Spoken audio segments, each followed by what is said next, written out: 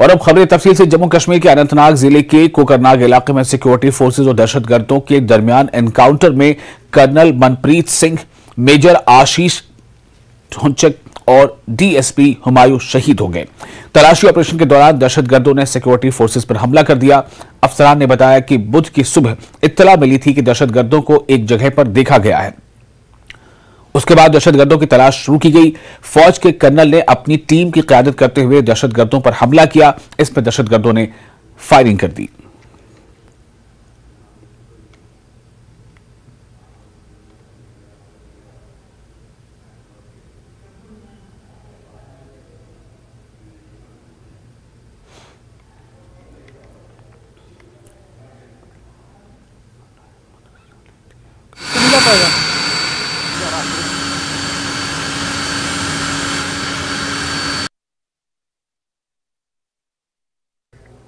क्या कमेंट्री कर लूं यार, अजीब हाल है एकदम।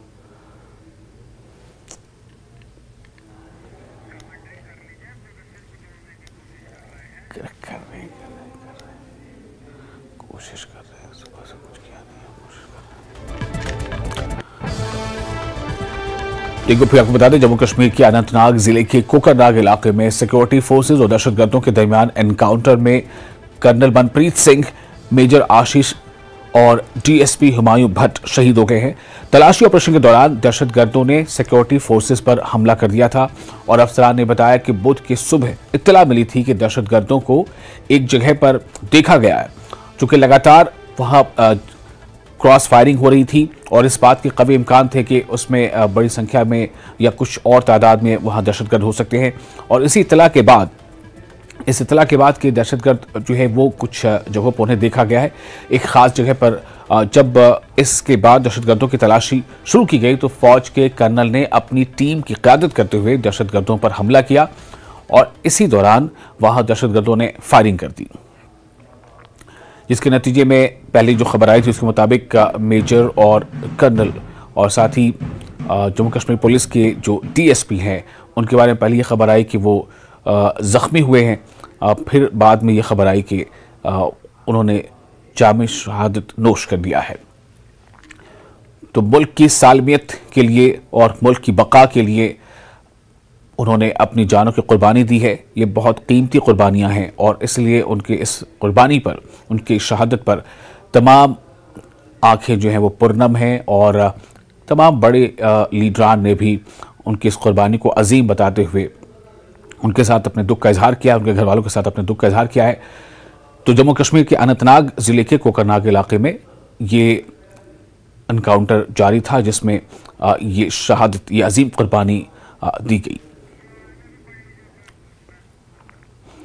वहीं जनूबी कश्मीर के अनंतनाग डिस्ट्रिक्ट में शहीद हुए डीएसपी हुमायूं भट्ट को पुरनम आंखों से अलविदा कहा गया। उनकी जसद खाकी को आखिरी रस्मात अदा करने के लिए उनके आबाई घर हमाहामा बडगाम में जो ही पहुंचाया गया तो वहां जज्बाती मनाजर देखने को मिले। हर आंख नम थी और हर दिल गमजदा था। उनकी जसद खाकी को अलविदा कहने के लिए खुद जम्मू कश्मीर पुलिस के डीजी दिलबाग सिंह उनके घर पहुंचे। उनके साथ ADGP Vijay Kumar, ADG crime के अलावा पुलिस के दीगर कई आला अफसरान भी मौजूद रहे। शहीद हुमायूं भट्ट के नमाज जनाजा में भारी तादाद में लोगों ने शिरकत की। नमाज जनाजे के बाद शहीद के जनाजे को बेमहामा बडगाम में ही उनके आबाई मकबूजा में दफन किया गया। वाज़ेह है कि हुमायूं भट्ट अनंतनाग में ड्यूटी पर तैनात थे और ड्यूटी के दौरान ही उन्होंने मुल्क के नाम अपनी जान का नजराना पेश किया। आपको बता दें कि शहीद हुमायूं भट्ट को डीपीएल श्रीनगर में भी खराज अकीदत पेश किया गया है। ये वो मनाजिर है जब उनके जनाजे को तदफीन के लिए ले जाया जा रहा था और उस वक्त भी और उससे पहले भी जब लोगों को जैसे ही पता चला कि हुमायूं भट्ट ने शहादत दी है मुल्क की सालमियत के लिए और जो दुश्मनाने मुल्क हैं उनसे लोहा लेते हुए उन्होंने शहादत दी है। खुद आप देख सकते हैं इस वक्त उनके वालिद भी जो खुद एक आला अफसर रह चुके हैं जम्मू कश्मीर पुलिस में, उनके वालिद वो खुद मौजूद थे और उन्होंने भी अपने बेटे के जनाजे को कंधा दिया। उन्होंने भी ये कहा कि ये फ़र्ज़ है हम तमाम वर्दी वालों का और देशवासियों का और मुल्क के लोगों का कि हम मुल्क के सालमियत के लिए मुल्क के ख़िलाफ़ जो ताकतें हैं, मुल्क मुखालिफ ताकतें हैं, उनसे लड़ें और हत्ता कि हमें अगर अपनी जानें भी कुर्बान करना पड़े तो उसके लिए भी हम तैयार रहें। और इस तरह से हुमायूं भट्ट की नमाज जनाजा में खुद उनके वालिद वहाँ मौजूद रहे। ये जनाजा शहीद डीएसपी हुमायूं भट्ट का है, जो आज ड्यूटी के दौरान उन्होंने शहादत हासिल की है। दरअसल वो अनंतनाग में ड्यूटी हासिल कर रहे थे जब मिलिटेंट के साथ एक तसादुम में, एक एनकाउंटर में उनकी शहादत हुई और आज उनको पूर्णमाकू से अलविदा कहा गया। इस मौके पर आप देखिए भारी तादाद में जो लोग हैं वो इस जनाजे में शरीक हुए हैं। इनको पूर्णमाकू से अलविदा कहा गया है। इससे पहले हमने देखा कि जो DGP police Dilbagh Singh, ADGP police Vijay Kumar, DIG central Kashmir, SSP Budgam, SSP Srinagar के अलावा पुलिस के कई आला अफसरान मौजूद रहे और इनको जो डीएसपी हुमायूं भट्ट है उनको पूर्णमाकू से अलविदा कहा गया। न्यूज़ 18 के लिए मोहम्मद बड़गाम से मैं आबिद हुसैन। और इस वक्त सीधे रुख करेगा अपने रिपोर्टर मुदस्सिर का जो मौजूद है उस इनकाउंटर साइट पर कोकरनाग में जहां पर इनकाउंटर हुआ था। मुदस्सिर, मैं जानना चाहूँगा कि ये सब कुछ जो हुआ है, जो अजीम कुर्बानियाँ दी गई, जो शहादतें हुई, वो तो हमने अपने नाज़रीन को बताया और दिखाया भी। मैं आपसे जानना चाहता हूँ कि इस वक्त हालात वहाँ कैसे हैं? जहाँ पर इनकाउंटर चल रहा था, क्या वहाँ इनकाउंटर या तलाशी अभियान अभी भी जारी है या वो मुकम्मल हो चुका है? क्या इस वक्त वहाँ की स्थिति है? बिल्कुल विशाल, अगर देखा जाए तो कल जो दोपहर को लगभग कल सुबह को ये जो गुज़श्ता दिन था, तो सुबह के औकात में ये एनकाउंटर जो है वो शुरू हुआ था। एक स्पेसिफिक इनपुट के बाद जो सर्च पार्टी थी आर्मी और जम्मू कश्मीर पुलिस की, तो वो गडोल एरिया चली गई, निकल गई कोकरनाग से, और वहां पर जो ही ये सर्च पार्टी जो है जंगलाती एरिया उस जगह का उन्होंने कॉर्डन किया जहां पर वो मिलिटेंट छुपे हुए हैं। तो वहां पर फायरिंग हुई, तो इनिशियल एक्सचेंज ऑफ फायर में ही जो ये तीनों ऑफिसर्स थे तो इनको गोलियां लगी और जिसके बाद ये तीनों जो है शहीद हो गए। और हालांकि ये कोशिश की गई कि इनको रिट्रीव किया जाए वहां से, लेकिन फायरिंग की शिद्दत इस तरह थी कि जो रेस्क्यू ऑपरेशन था वो वक्त पर नहीं चलाया जा सका। हालांकि कोशिशें बराबर रही, चॉपर्स को बुलाया गया और ये कोशिश की गई कि जल्द से जल्द जो ऑपरेशन है उसको इख्तिताम पजीर किया जाए, लेकिन ऐसा नहीं हो सका। और अभी की अगर हम बात करेंगे तो रात भर ये ऑपरेशन जो है सस्पेंड रहा, क्योंकि अंधेरे का वक्त है और था और घने जंगलात का एरिया है, और जिसकी वजह से जो ऑपरेशन है उसमें काफी दिक्कतें पेश आ रही है सिक्योरिटी फोर्सेस को। और उस हवाले से जिस तरह से स्टैंडर्ड ऑपरेशनल प्रोसीजर्स की हमने बात की थी, तो रात के औकात में वो एसओपीज को फॉलो किया गया और रात के दौरान जो ऑपरेशन था वो सस्पेंड ही रहा, लेकिन कॉर्डन जो था वो बराबर जारी रहा रात के औकात में भी। और आज सुबह सवेरे ही जो ऑपरेशन है उसको फिर से रिज्यूम किया गया और जो अभी कॉम्बिंग ऑपरेशन है वो चल रहे हैं और सर्च ऑपरेशन जो है उनको भी वसी कर दिया गया है और जो कॉर्डन है उसको इंटेंसिफाई किया गया है, न सिर्फ इस इलाके में बल्कि आसपास के जो इलाके हैं वहां पर भी अब तलाशी अभियान जो है, तलाशी कार्रवाइयां जो है वो शुरू की गई है। और ये कोशिश की जा रही है कि जो वहां पर मिलिटेंट मौजूद है जिन्होंने पनाह ले रखी और जो कल सुबह से ही जो एनकाउंटर में शामिल मिलिटेंट है उनको किसी न किसी तरीके से नायब किया जाए, उनका सुराग लगाया जाए। और इस हवाले से जो है काफी जो रेनफोर्समेंट है वो मंगाई गई और इसके अलावा जो एसडीआरएफ है उनकी भी कल मदद ली गई और जिसके बाद ही जो इंजर्ड है उनको इवैक्यूएट किया गया बजरिए चॉपर। और इस हवाले से हम आपको बता दें कि लगभग 5 चॉपर्स जो है उनकी खिदमत भी तलब की गई है और लगातार इस एरिया का जो है सर्च ऑपरेशन वो जारी है, वो चल रहा है। और ये कोशिश की जा रही है कि जो मिलिटेंट वहां पर मौजूद है उनको किसी न किसी तरीके से नैब किया जाए या फिर न्यूट्रलाइज किया जाए। तो कुल मिलाकर अभी हालात जो है वो कशीदा है, लेकिन काबू में हम जरूर कह सकते हैं, क्योंकि जिस तरह से माजी में देखा जाता था कि लॉ एंड ऑर्डर प्रॉब्लम्स होती थी एनकाउंटर्स के बाद, इस बार ऐसा नहीं है। हालांकि जो एसओपीज की बात हमने की तो उनको भी बराबर फॉलो किया जा रहा है और लॉ एंड ऑर्डर को मेंटेन रखने के लिए जितने भी एंट्री और एग्जिट पॉइंट्स है गडोल के उनको सील कर दिया गया है और जो सिविलियन मूवमेंट है उसको फिलहाल रेस्ट्रिक्ट किया गया है। और मीडिया को भी जो दायरा है, ये जो गडोल जो इलाका है अनंतनाग जिले में कोकरनाग और ये गडोल जो इलाका है, इसके बारे में जरा बताएं कि ये इलाका किस तरह का है, इसका जो किनारा है या इसकी जो सरहदें हैं वो किन अजला से मिलती हैं, क्या ये बिल्कुल एलओसी के करीब है? जरा नाज़रीन को बताएं इस बारे में।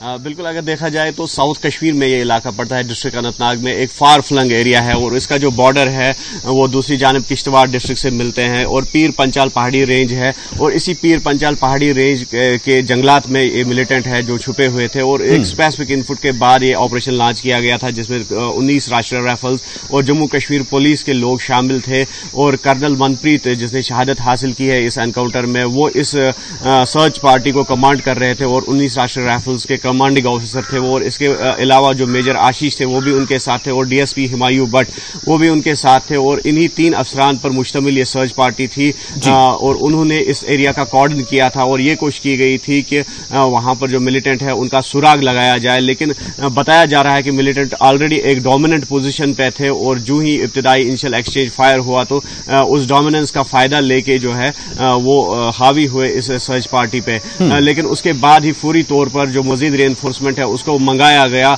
लेकिन जिस तरह से आपने जियोग्राफी की बात की तो काफी वसी इलाका है, काफी जंगलाती इलाका है और जिस तरह से हमने कहा कि पीर पंचाल पहाड़ी रेंज का इलाका है, हालांकि बॉर्डर्स जो है बॉर्डर एरिया नहीं है, ये जनूबी कश्मीर का ये एरिया है।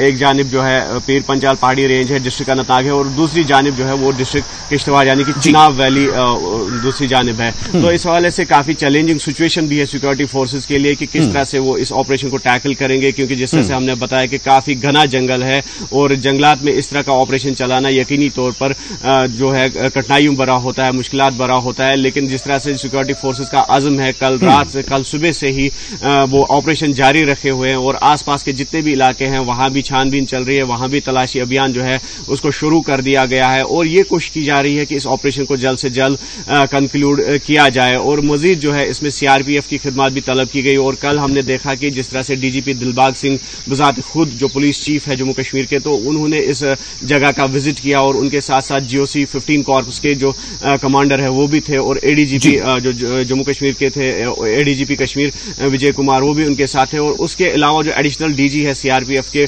उन्होंने भी इस जगह का विजिट किया और जिसका मतलब ये है कि काफी सेंसिटिव ये ऑपरेशन है और काफी सेंसिटिव मराहिल में है और इस तरह के आला अफसरान जो जगह का विजिट करना यकीनी तौर पर इस बात को दर्शाता है कि एक खतरनाक मोड में या एक अहम मोड में ये एनकाउंटर दाखिल हो चुका है और कोई भी कसर बाकी नहीं रखना चाहते हैं सिक्योरिटी फोर्सेज कि इस ऑपरेशन को कंक्लूड किया जाए और इस ऑपरेशन को कामयाब बनाया जाए।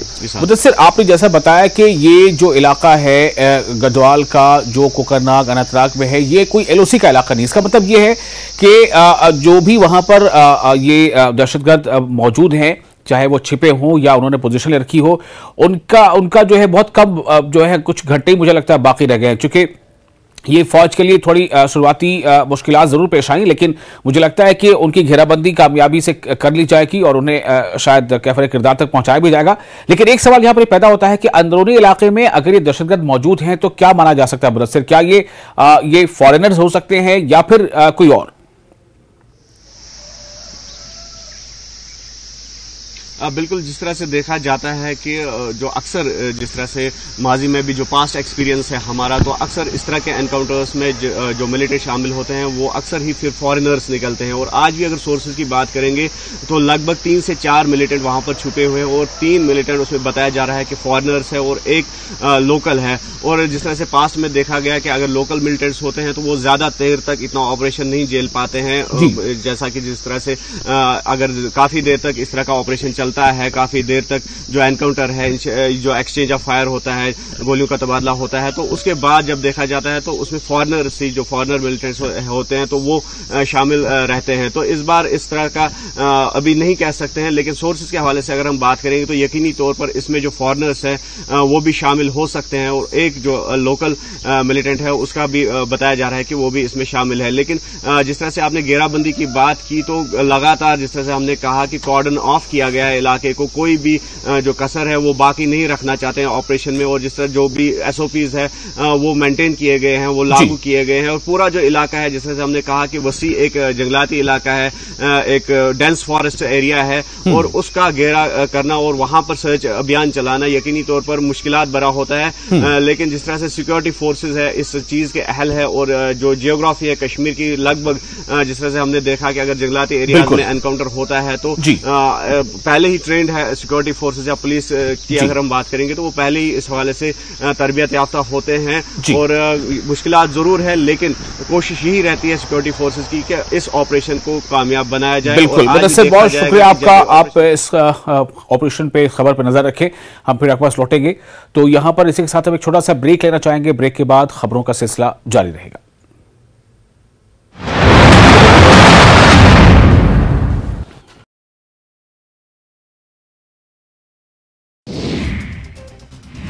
कठुआ में फिर आंदोलन की चेतावनी। युवा राजपूत सभा के सदस्य रिहाई के बाद पहुंचे कठुआ, बोले नो रोड नो टोल। जल्द प्रशासन ने नहीं उठाया कोई कदम तो आंदोलन फिर होगा शुरू।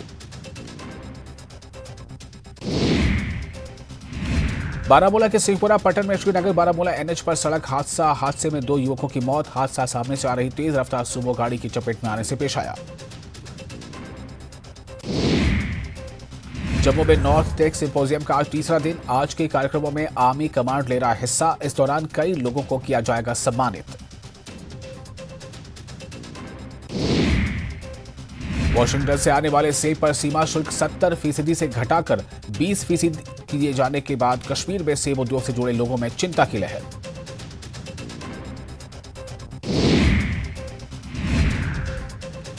अमेरिका से सेब पर आयात शुल्क घटाने का मामला। सरकार के फैसले पर शोर मचाने पर बीजेपी ने विपक्षी दलों की आलोचना की। कहा सरकार ने यूरोपीय देशों के साथ व्यापार विकल्प बहाल करने की पहल की है। जम्मू कश्मीर में कुछ राजनीतिक दल अपना अस्तित्व खो चुके हैं, वे घबराकर बयान दे रहे हैं।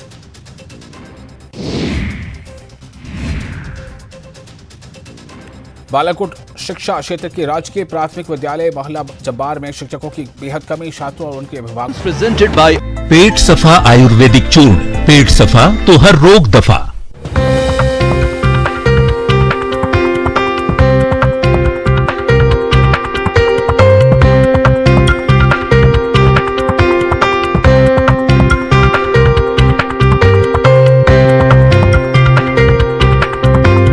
हेडलाइंस प्रेजेंटेड बाय पेट सफा आयुर्वेदिक चूर्ण। पेट सफा तो हर रोग दफा।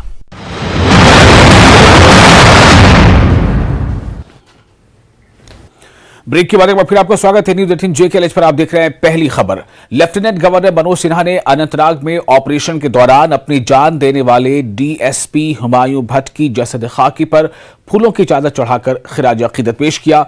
LG ने फौज के बहादुर शहीदों कर्नल मनप्रीत सिंह और मेजर आशीष को भी खिराज अकीदत पेश किया। LG ने कहा कि पूरा मुल्क दुख की इस घड़ी में शहीदों के अहले खाना के साथ खड़ा है। बाद में LG ने शहीद DSP हुमायूं भट्ट के अहले खाना से मुलाकात की और ताज़ियत पेश की।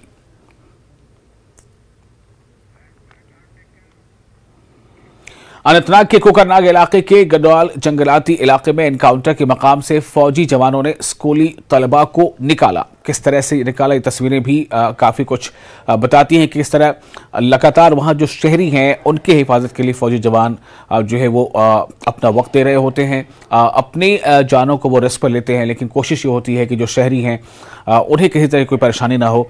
तो चूँकि उस इलाके में क्रॉस फायरिंग हो रही थी और मुठभेड़ हो रही थी, इस दौरान वहाँ स्कूल में कोई तलबा थे तो वहाँ से हिफाजत के साथ उन तलबा को जवानों ने निकाला। अनंतनाग के कोकरनाग इलाके के गजवाल जंगलाती इलाके में एनकाउंटर के मकाम से फौजी जवानों ने इस तरह से तलबा को बाहिफाजत वहाँ से निकाला। ये तस्वीरें आप देख रहे हैं। और अपनी पार्टी के सरबराह अल्ताफ बुखारी ने अनंतनाग में दहशतगर्दाना मुकाबले में कर्नल मनप्रीत सिंह, मेजर आशीष और DSP हुमायूं की शहादत पर दुख का इजहार किया है। अल्ताफ बुखारी ने कहा कि वो सिक्योरिटी एजेंसियों से उन दहशतगर्दों को फौरी तौर पर इंसाफ के कटहरे में लाने की अपील करते हैं। वहीं कांग्रेस लीडर राहुल गांधी ने अनंतनाग में दहशतगर्दों के तसादुम में 2 फौजी अफसरों और जम्मू कश्मीर पुलिस के एक DSP की शहादत पर दुख का इजहार किया है। राहुल गांधी ने सोशल मीडिया पर लिखा कि ये खबर इंतहाई अफसोसनाक है। दुख की इस घड़ी में शहीदों के सोगवार खानदानों से दिली ताज़ियत का इजहार करता हूं। और महबूबा मुफ्ती ने भी शहादत पर दुख का इजहार किया है। महबूबा मुफ्ती ने सोशल मीडिया पर लिखा है कि अनंतनाग में ड्यूटी के दौरान शहीद होने वालों के अहले खाना से मेरी गहरी ताज़ियत। इस तरह की घिनौनी कार्रवाइयों की कोई गुंजाइश नहीं है। और जम्मू कश्मीर के साबिक वज़ीर-ए-आला उमर अब्दुल्ला ने भी सोशल मीडिया पर कहा है कि जम्मू कश्मीर से इंतहाई खौफनाक खबर सुनने में आई है, जिसमें फौज के एक कर्नल, एक मेजर और पुलिस के एक DSP ने कोकरनाग इलाके में एक एनकाउंटर में अजीम कुर्बानी दी है। भारतीय जनता पार्टी की जानिब से आज पापुर में एक प्रोग्राम मुनक्किद किया गया, जिसमें एक रोज कबल की बात कर रहा हूं मैं, एक दिन कबल ही ये प्रोग्राम मुनक्किद किया गया था, जिससे पार्टी के जिला सदर लतीफ अहमद भट्ट, डीडीसी मेंबर अवतार सिंह और डीडीसी मेंबर मिन्हा लतीफ और दीगर लीडरान मौजूद रहे।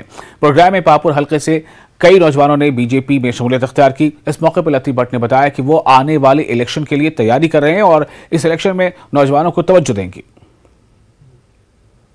जवानों को आप खड़ा कीजिए, नौजवान कैंडिडेट खड़ा हो जाएंगे, वो इलेक्शन में पार्टिसिपेट करेंगे। ये प्रोग्राम मैंने चाहे पुलवामा की म्यूनिसिपलिटी हो, त्राल की म्यूनिसिपलिटी हो, मैं खासकर एज डिस्ट्रिक्ट प्रेसिडेंट मैं आज ज़्यादा प्रेफरेंस ध्यान इसलिए देता हूँ यूथ की तरफ। आज तक 70 साल जो यहाँ लूट खसूस हुआ, कुछ हासिल नहीं हुआ, इसीलिए मेरी कोशिश यही रहती है खासकर यूथ पर। यूथ आगे आए, चाहे असेंबली इलेक्शन आने वाला है, पहले म्यूनिसिपलिटी का इलेक्शन हो जाएंगे, उसके बाद असेंबली इलेक्शन आने वाला है। मैं खासकर पापुर की बात करूं। पंचायत घर कूल सी दाछन की हालत खस्ता को देखकर मकामी आबादी और चंद पंचायत नुमाइंदगान ने हुकूमत वक्त से गुहार लगाई है कि पंचायत घर कूल सी दाछन के तामीर नौ के लिए फौरी इक़दाम किए जाएं। नायब सरपंच गुलाम जिलानी का कहना है कि सरकार आए रोज दावा करती है और कि पंचायत घरों में मुख्तलिफ किस्म की सहूलियात दी जा रही हैं, लेकिन पंचायत घर ही खंडर की शक्ल अख्तियार कर चुका है और उसके बाद मज़कूरा पंचायत के लिए सरकार की जानिब से जो फर्नीचर या सोलर सिस्टम दिया गया है उसका भी कोई अता पता नहीं है कि वो कहाँ गायब हो गया है। गुलाम जिलानी ने इल्ज़ाम लगाया कि सरकार की जानिब से पंचायत घरों को जो सहूलियात फराहम की गई थी वो किसके घर की जीनत बन गई हैं, इसे मालूम करना होगा। गुलाम जिलानी ने बीडीसी चेयरपर्सन वीडीसी को काउंसलर के तय शदीद नाराजगी का इजहार करते हुए कहा कि साल 2019 में अवामी इज्तिमा के दौरान दोनों नुमाइंदगार ने पंचायत घर की जल्द अज जल्द तामीर नौ कराए जाने का लोगों से वादा किया था, लेकिन बरसों गुजरने के बाद भी पंचायत घर के तामीर नौ का ख्वाब हनूज ख्वाब ही बना हुआ है। सारी परेशानी हो रही है यहाँ, क्योंकि पंचायत घर खस्ता हालात है, इसकी दीवारें क्रैक हो चुकी हैं, ऊपर से छत खत्म हो चुका है। यहाँ बैठने को, अंदर आने को जी नहीं करता है। कैसे आएगा कोई? आएगा जो आएगा वो डर लगता है उसको यहाँ अंदर आने में।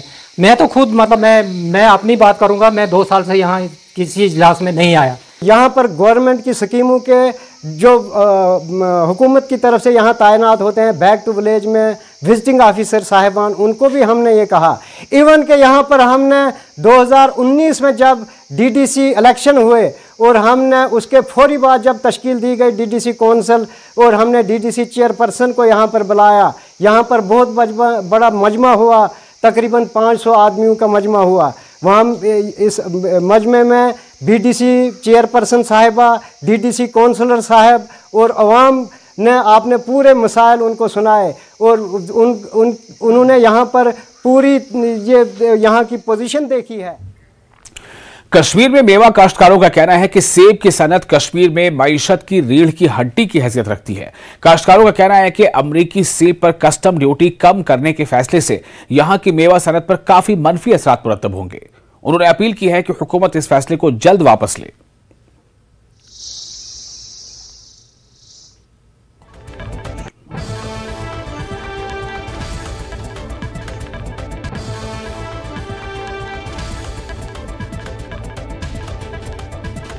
जो हम ये क्या कहते हैं इसको, मतलब ना गरीबी की जो लेवल थी, जो गरीबी के जो आसार थे उसको कम होने के आसार पाए जा रहे थे इस साल, क्योंकि फ्रूट भी ठीक ठाक था और हम एक्सपेक्ट कर रहे थे कि इस साल काफ़ी अच्छी रेट मिलेगी मार्केट में। लेकिन वाशिंगटन का जो एप्पल है वो अगर यहाँ कस्टम चार्जेस लो बेस पे आ जाएगा तो इससे कश्मीर की फ्रूट पे काफ़ी ज़्यादा असर पड़ेगा। देखिए ये कश्मीर की बैकबोन है, कश्मीर के जो पढ़े लिखे बेरोजगार नौजवान है उनकी भी एक्सपेक्टेशन यही होती है कि जो कश्मीर का मेन रिसोर्स है वो एप्पल है और एप्पल पे वो पूरा फोकस करते हैं। पूरे साल इस पे मेहनत की जाती है, बहुत सारी दवाएं लगानी पड़ती है, मतलब खाद डालनी पड़ती है, जो काफ़ी कॉस्ट उसमें पड़ती है। लेकिन अनफॉर्चुनेटली जो सेंट्रल गवर्नमेंट ने ये डिसीजन लिया है कि वाशिंगटन के एप्पल पे 20% उन्होंने टैक्स कम कर दिया है, तो इसका मतलब यही है कि जो कश्मीर की जो एप्पल रिसोर्स है, जो यहाँ की बैकबोन है उसकी कमर तोड़ दी जाए।